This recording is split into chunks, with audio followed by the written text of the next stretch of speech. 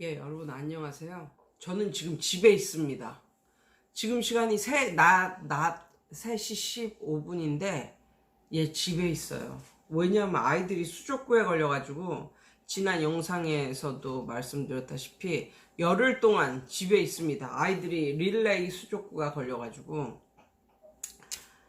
예, 그런데 참 집에서 쉬니까 너무 좋네요.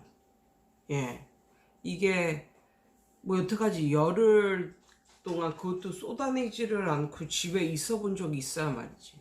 근데 열흘 동안 집에서 있고 지금이 3일째인데 너무너무 좋은 거예요. 그리고 수족구 걸린 애들이 수족구에 걸려서 수족구 걸린 아이들이 이게 자연 치유가 되게 하기 위해서는 애들이 잠을 그렇게 많이 잡니다. 그러니까 애들 아프면 자니까. 그러니까는 잠을 그렇게 많이 자요. 그러니까 집에 같이 있어도 나만의 프리 타임이 있는 거지. 그러니까 너무 좋은 거야 지금. 근데 중요한 거 오늘은 애들 자는데 같이 잤어요. 지금 애들 둘이 자고 있어서 제가 이걸 찍고 있는데 예, 오늘은 무엇에 대해서 하냐면 믿음을 행사하는 법, 아니면 믿음을 행사해야 할 때, 아니면 믿음이 먼저인가, 아니면은 뭐 과학이나 의학이 먼저인가에 대해서 말씀을 드려보도록 하겠습니다. 이 사람은 만약에 믿는 사람이 있어요. 그 사람 30년 이상 교회를 다녔고 성경도 많이 읽고 이렇게 살았어요. 그런데 그 사람이 어느 날 불치병에 걸렸어요. 큰 병에 걸렸어요.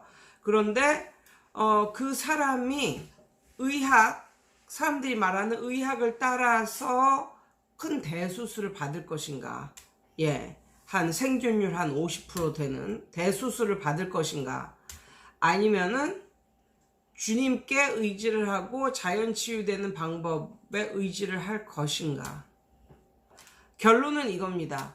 의학이나 과학, 이것도 엄청나게 중요하지만 만약에 주님께 기도를 했는데 주님이 자연 치유 될 테니까 수술을 받지 말고 기다려라, 뭐 이런 식으로 그런 느낌이나 계시를 줬다면 정말로 믿는 사람은 그쪽을 따라야 맞는 거죠. 주님이 말씀하시는 거니까. 그런데 대부분의 사람들은 그것을 못 따라요. 자그마하게 큰 병에 걸렸어. 의사곤 뭐고 다 빨리 수술을 해야 됩니다. 이렇게 말을 해요. 근데 수술을 한다고 100% 낫는 것도 아니고 성공 확률이 반반이다, 막 이런 식으로 말했을 때 대부분의 사람들은 의학 쪽으로 가죠. 의학이나 과학 쪽으로 가죠. 그것은 왜냐하면 이 사람들이 경험을 해 본 적이 없어서 그렇다는 거. 주님이 이끄심대로 가봤더니 이렇게 됐다. 결국은 나를 위한 것이었더라. 이런 경험이 없는 거예요. 교회를 30년, 40년 다니고 이래도 모든 걸 주님께 맡기고 주님의 인도하심을 따라본 경험이 없기 때문에 교회는 다니는데 자기 마음 생각대로 하고 뭐 이렇게 하고 교회 다니면서 사람들 만나고 착한 사람들 만나고 교제하고 너무 재밌으니까 성경 공부도 나가고 성경 대학도 나가고 뭐 속회도 나가고 교회 생활을 정말 열심히 해요. 그리고 나름대로 봉사하는 것도 좋은 일이라고 생각하고 봉사를 하고 교회 생활을 아주 열심히 하고 즐겁게 한단 말이에요. 그런데 이 사람의 커다란 단점 하나, 그렇게 오랫동안 30년, 40년씩 예수를 믿었음에도 불구하고 주님께 자기의 모든 문제나 이런 것을 맡겨본 경험이 없다. 이게 가장 큰 문제입니다. 그런 사람들이 엄청나게 많죠. 저 같은 경우는 여태까지 주님의 완전한 인도하심을 따른 경우가 지금 생각나는 게 한 5건 정도 되는 것 같아요.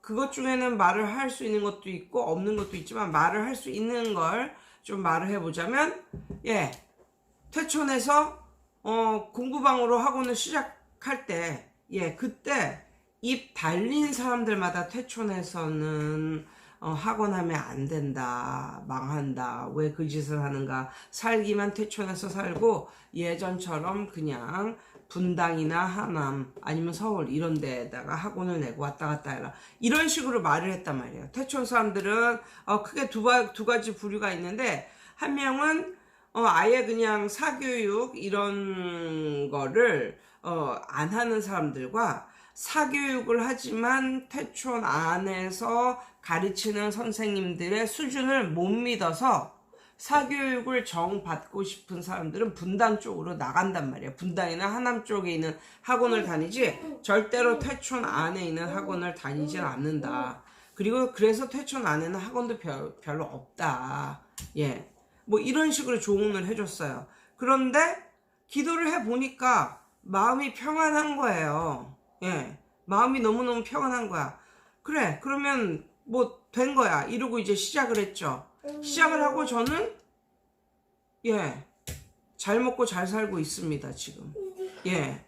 진짜 주님께 감사하고 주님의 인도하심, 내 문제를 주님께 의탁하니까 주님이 해결을 해 주셨어요. 그리고 저는 누구보다도 그 어떤 강사들보다 짧게 굵게 일하는, 하루 중에 짧은 시간 동안 굵게 일하는 그런 사람이 되어서 아이들 둘을 키우면서도 충분히 아이들하고 좋은 시간, 재밌는 시간을 가지며 이렇게 살고 있어요. 그래서 만약에 그런 일이 없으면 좋겠지만 내 인생에 있어서 정말 커다란 불치병에 걸린 그런 시련이 온다면 저는 주님께 어떻게 해야 되는지 기도로 물을 것이고, 만약에 주님께서 기다려라, 너는 자연치유될 것이다, 이런 사인을 주신다면 저는 그것에 100% 따를 것입니다.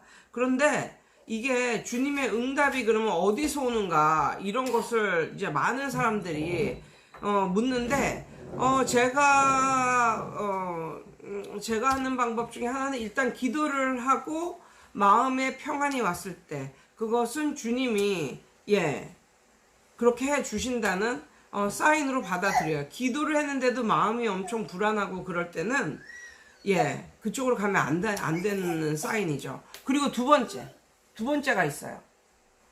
내 삶이 그런 쪽으로 메시지가 옵니다. 메시지가 와요. 어떤 메시지가 오냐면, 이것도 간증거리인데, 예전에 커다란 그런 좌절과 뭐 이런 것을 맛보고, 이거 금전적인 건 아니에요. 아무튼 그런 걸 맛봤을 때, 정말 죽고 싶고 막 이랬을 때, TV를 이제 보는데, 저는 이제 영어 선생이니까 보통 이제 외화 같은 것을 케이블 TV나 뭐 이런 거로 그때는 많이 봤었죠. 그런데 그때 너무너무 선명하게 들리는 게 I'll give you a second chance. 그게 몇 번이나 강하게 들리더라고요. 내가 너에게 second chance를 주겠다. 그런데 너무 웃긴 건 그때 강한 마음속에 울림이 왔었어요. 그런데 너무 웃긴 건 그 이후로 하루인가 이틀이 지나서 한국 드라마를 봤는데 그 사람이 second chance라고 말을 하는 거예요. 그래서 영어로 second chance라고. 그래서 정말 이건 너무나 웃긴다. 그래서 야, 나에게 진짜 second chance가 오겠구나 라고 하면서 그때 그것을 나에게 닥친 좌절과 그런 것을 극복을 했습니다. 그리고 정말 주님은 저에게 세컨드 찬스를 주셨고요. 제가 말할 수 있는 것은 이 정도. 그래서 만약에 믿음을 선택할 것인가, 주님의 인도를 선택할 것인가, 아니면 의학적인 거나 과학적인 것을 선택할 것인가 라고 했을 때, 여러분은 그 전에 사소한 거라도 주님께 의탁했을 때, 아주 큰 것이 아닐지라도 주님께 의탁했을 때 주님이 이끄셨던 경험이 많을수록 좋은 거예요. 많을수록 좋은 거예요. 그런 경험이 없으셨다면 지금이라도 사소한 거라도 주님의 인도하심을 한번 구하는 그런 기도를 해보고 그런 체험을 해보시기 바랍니다. 그런 체험이 전혀 없다. 교회를 30, 40년 다녔는데 주님의 인도하심을 체험했던 경험이 전혀 없다. 만약에 그랬을 때는 정말 내 인생에 있어서 주님의 인도하심이 적극적으로 필요한 그때에도 주님이 인도해 줘도 그쪽으로 못 가는 거예요. 왜냐하면 여태까지 그런 경험이 없으니까 못 믿는 거지. 예. 아무튼 오늘은 내 인생에 있어서 가장 큰 위기나 시기일 때 과학이나 의학의 힘을 믿는가 아니면 주님의 인도하심을 믿는가. 그리고 주님의 인도하심을 따르기 위해서는 그 전에 내가 주님의 인도하심을 많이 경험했던 경험이 있어야 한다. 라는 내용이었습니다. 이상이에요. 얘네야 빠이빠이 해. 이상해요. 빠이빠이.